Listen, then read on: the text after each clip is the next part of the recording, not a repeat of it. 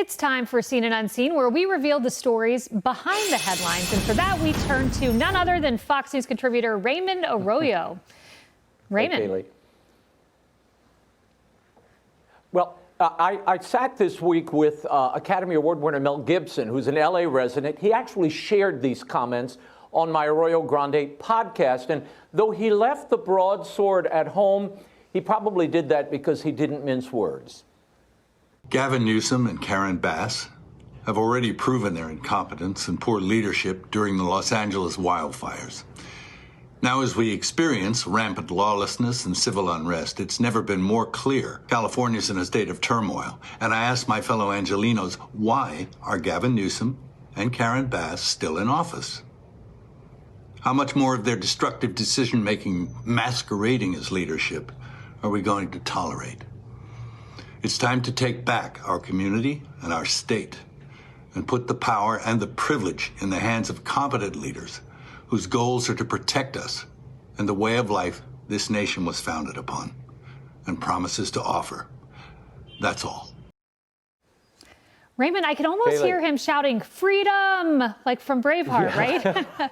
Yeah, Braveheart Part 2 or Patriot Part 2. Look, he is good and mad, and I think if you talk to Los Angelenos, as I have over the last few days, they are infuriated because most of us don't know. Their roadways had already been impeded because of those fires. Now, you've got parts of the 101 that go to downtown. The ramps were closed all weekend because of these protests, and the LAPD sent out an alert. If you need a paramedic, if you need a cop, they may not be able to get to you because we're occupied trying to take care of these protests.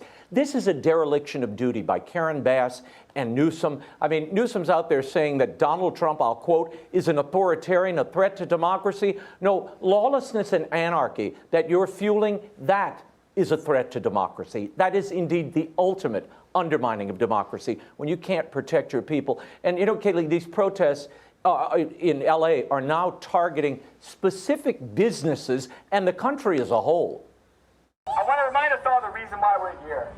It's because the Hilton Hotel across its different locations has been housing ICE agents, taking ICE agents in from other states. Shame!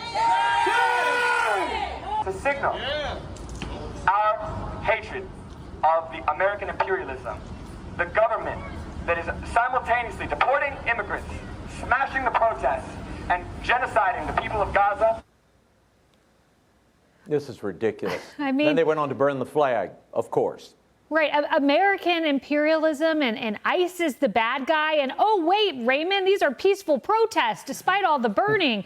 And I have a bridge to sell you as well. Well, Kayleigh, I love how they're now targeting where ICE agents are staying. What next? Where they eat their burgers and buy their clothes? I mean, where do they draw the lines in these protests? This is getting out of hand. It's ridiculous. And frankly, it's, as you see, it's a grab bag of grievances. It's not even one thing that affects them. A grab bag of grievances. I like that. Well, Raymond, this new musical, I had not seen this until you sent it over to me. It premiered in San Francisco based on that beloved pop figure. Oh, wait, not so much. Wait, he's a murderer. Luigi Mangione, the United Healthcare CEO killer. Yeah, well, the show imagines Luigi meeting Diddy and Sam Bankman-Fried, all of whom were briefly held at a Brooklyn detention center, God help us. Do you worry that someone might be thinking you're glorifying this type of person? Our intention is really to explore thoughtfully what is happening and the kind of sensationalized nature about all the violence surrounding this and all of the media and hype. So many musicals are incredible in that they really celebrate the stories of underdogs who find their way through and become heroes, and this is no different. Whether or not Luigi did it, we don't know. Time will tell if we even ever find that out. Time will tell, Kayleigh. This is not Hamilton or Dolly Levi trying to find a husband. Mangione is accused of killing a man in cold blood. Unless this is a morality tale, like a modern Sweeney Todd, who would want to see this? And here it's played for laughs, feeding the idea that if you do something outrageous, even murder, people will make you a star. I think that's the plot of Chicago. I can't wait for Dahmer, An Evening of Dance. This is not going to work out, or shouldn't.